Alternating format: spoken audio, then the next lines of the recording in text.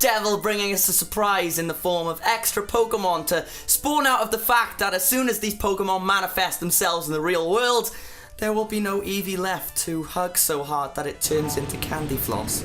Eeveelutions don't really need that much of an introduction. They reimagine Eevee with different, greater stats and typings. Some complementing themselves, whilst a few are okay, but I can't say all of this now. Throughout the generations though, we've had some nice new renditions to add to the evolution line, and hopefully before the franchise dies, we'll hopefully get Exolion, Cantamion, Wyveon, Ordinarion, Brawleon, Boldeon, Terreon, Jolteon, and Titanion. Can someone draw those for me? So, we're gonna go into the realm of design choices now, so let's go. Oith! Leafeon.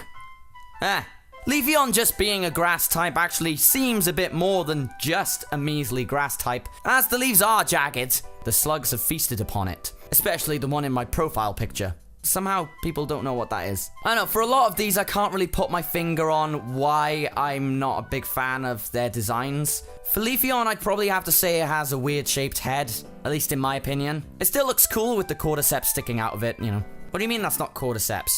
Now, for those who have never ever checked before, each Eeveelution stats are organized in a way of the highest being 130, the second highest being 110, third being 95, fourth being 65, and the last two being 60, to which Leafeon mainly focuses on defense, then attack, then speed. While holding a Wattmel Berry, Leafeon can change its natural gift move into a base 100 power fire type attack. That is dangerous. You can either do that or you can do a Life Orb to spice up its other moves. Its other moves being Swords Dance, obvious choice, Leaf Blade, another obvious choice, plus the critical, and then Knock Off. Gotta strangle the opposition somehow. Well, at least because it's always enveloped in clean air, we can know that it's not a poison type as well. It doesn't fight? What bloody good is it? Jesus Christ, Leafeon, you could have spiced it up. Well, it uses photosynthesis, that's a very powerful foe we're dealing with. Or ally. So I guess that pretty much sums up why I like Leafeon the least. It just seems like the most uninteresting. Scythe! Ribbons are a nice 3D accessory for Filtheon. Oh, sorry, Sylveon! Yeah. Oh, what's this? A new Tamashi Hiroka video? Well, let's watch it. Okay, says that Sylveon oddly stands out from the rest, yeah. Okay, kind of. I mean, I'm not one for its design all that much either, but I suppose I can respect it as being part of the Fairy Clan, and plus it shares the same height as Vaporeon at least. So despite what Jwit said about Pokemon sizes, Sylveon will still reside within a certain radius. I mean, it looks majestic to say the least. But hey, just gotta look at those battle recommendations. So Sylveon mainly focuses on special defense, then special attack, then HP. So you could say it's more of a special tank, with some offensive power, which I guess makes Sylveon overused. You can use choice specs with Hyper Voice, which can break through Substitute and grow stronger thanks to Pixelate, which converts normal moves into Fairy. Then some Psyshock for physical damage, Hidden Power Fire or Ground, or Shadow Ball, and Baton Pass, oddly. Okay, again, I'm not particularly wowed by the Pokedex entries. Yeah, the wrapping ribbon thing is cute and all, but as a top Hollywood con director, I really need explosions and hot Pokemon Rangers. Why is Megan Fox's number not on speed dial anymore?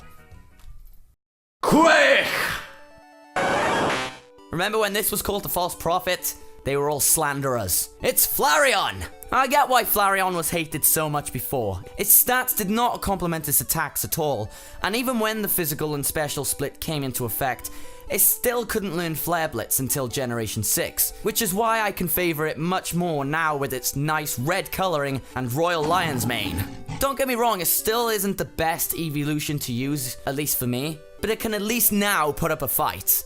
So Flareon primarily focuses on attack, then special defense, despite not needing that special attack, to be honest. So, with either Choice Band or a Charcoal, Flare Blitz is linked to it along with Superpower, Quick Attack to make up for its lack of speed, and Sleep Talk or Baton Pass. I mean, it still doesn't sound much interesting to me. Okay, 1600 degrees stored, 3000 degree fire exhaled. I mean, sorry, but Macargo still got you beat. Either way, it doesn't have to worry about a fever anytime soon. But I can worry about being thrown in a lava pit by Magmar. Pimp! The Bubble Jet Jumping Bean, Vaporeon.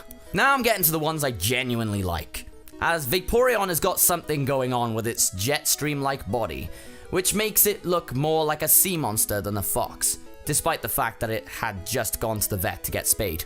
Vaporeon works well with Water Absorb and Leftovers with high HP followed by high special attack, utilizing Wish for recovery, Scald for some extra burn, Protect just in case it burns, and either Heal Bell, Roar, or Baton Pass.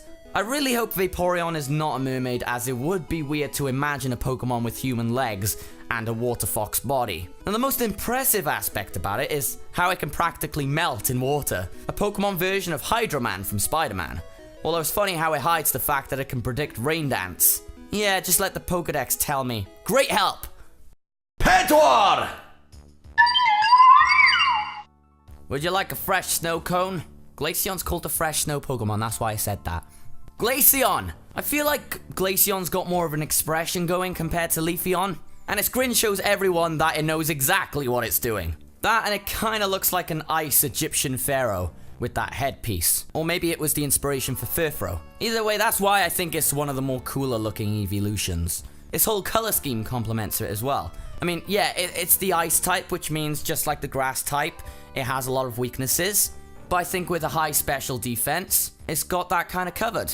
Okay, I say high special defense, it's 95, but it has a high special attack. Brilliant. Followed by defense, so it's kind of the best of both worlds compared to Leafeon. It still is not really used by many people, I suppose that's sort of reasonable. But a choice specs can heavily complement Ice Beam very well. Heavily, very well. Yeah, they go hand in hand, don't they? Followed by a Hidden Power Ground to cover rock and steel type weaknesses. Shadow Ball, I used that once in my playthrough. And Baton Pass, wow, okay. Baton Pass really favors the Eeveelutions, don't they? So it's pretty much like the ice version of Jolteon, completely freezing its fur to make its hair stand like needles. It can also freeze the atmosphere around it to make a diamond dust flurry. Ooh, see, this is the intensity you need with the Pokedex entries. Not it holds its partner's hand. And hopefully with the small ice crystals, it can help me conjure up an ice sculpture. I've always wanted to be artistic. 3! Jesus Christ, that's a scary Jolteon! Jolteon's pretty much that jack of all trades compared to its brothers Flareon and Vaporeon. Although you can call it a glass cannon if it is hit by physical attacks. But he's just that Pokemon which heavily complements what a fox is supposed to be. Fast, steals a chicken, and gets the hell out of there. So it's got the lion's mane I mentioned earlier. It's got the spikes that I also mentioned earlier, but not just in theory. And the attitude. So like mentioned, its highest stat is speed, followed by special attack, and then special defense. So it's a special case of awesome. Ha! Leftovers. Maybe. I've never used leftovers before. Okay, I suppose. Substitute. Yeah, suppose. Baton Pass. Again. Thunderbolt. And Wish, Hidden Power Ice, or Hidden Power Grass. So the ability to blast out 10,000 volt lightning bolts. We are reaching our goals now. A sensitive Pokemon that easily becomes sad or angry. So a Pokemon with a personality disorder. Or possibly a Saiyan Pokemon. And based on its Pokemon Silver entry, it's a Pokemon you can get great results with rubbing a balloon on it. So now, we're down to the last two Pokemon. You obviously know which ones they are. And there's a very good reason why I chose both of these to top the list. They distinguish themselves from the rest, but still look quite like Eeveelutions. Well, of course they do, they're foxes. But they also share their own personality. So, I'll start talking about number 2, and then I'll move on to number 1. Who is it? Die! So we're gonna start with the savior of the sun, Espeon. Originally, Espeon was going to be my number 1 pick, but then I thought about it, I looked at both of them again really hard, and I gotta say, it is just a really, really close call between them. But I have to put Espeon at number 2. I mean, Gen 2 got it right with Eeveelutions, honestly. They made something that really stands out from the rest of them, mainly because they evolve in different ways to any of the past ones. They don't evolve with any stones or anything. They evolve with the sun and the moon, so they have unique concepts in that respect. Espeon's more of the mystical part of the duo, highly looking like a lap cat, with eyes that sense danger in every way possible. Purple is also my favorite color. Maybe Espeon's a bit of a brighter purple. Violet, is that violet? No, it's not Violet. It's Mauve. So Espeon is one of the better Pokemon to use. It mainly focuses on special attack, whilst being the second fastest evolution with 110 speed, and then special defense. Using leftovers is nice, and Magic Bounce being an amazing ability to combat any foe. Baton Pass. Jesus Christ, this is going to be a gimmick, isn't it? Calm Mind, or Substitute.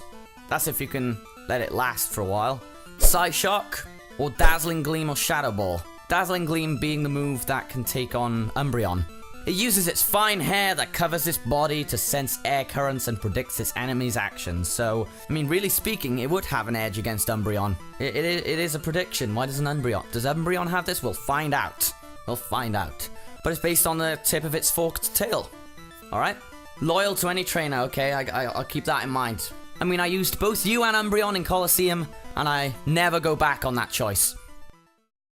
Alright, let's see the reasons I disappointed people for.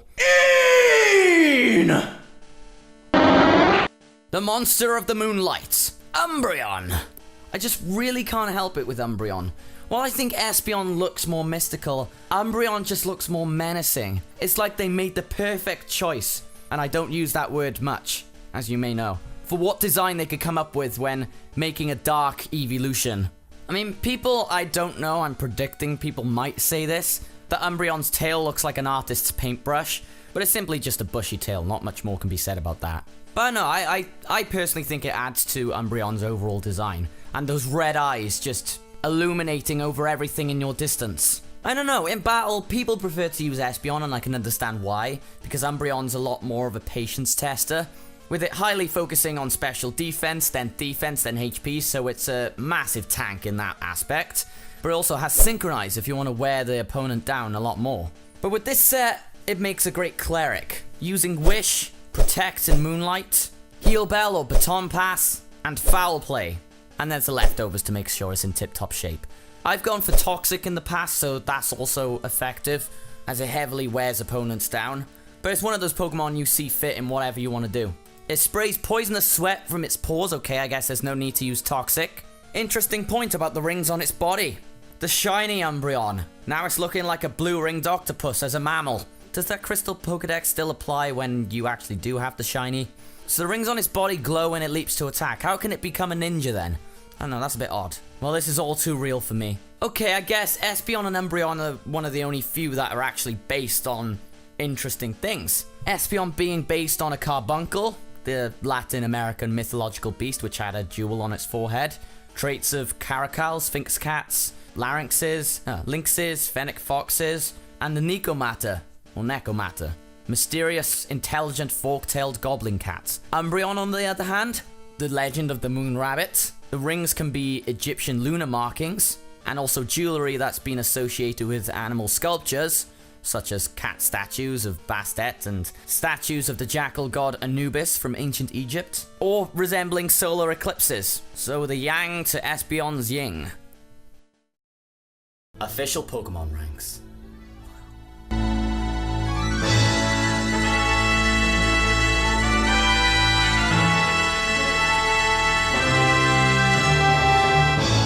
So until next time, thank you for watching, and lights out. Although I think it gave me an edge on the hazard perception test, or maybe it distracted my attention. Either way, I scored 58 out of 75. I should have scored 70!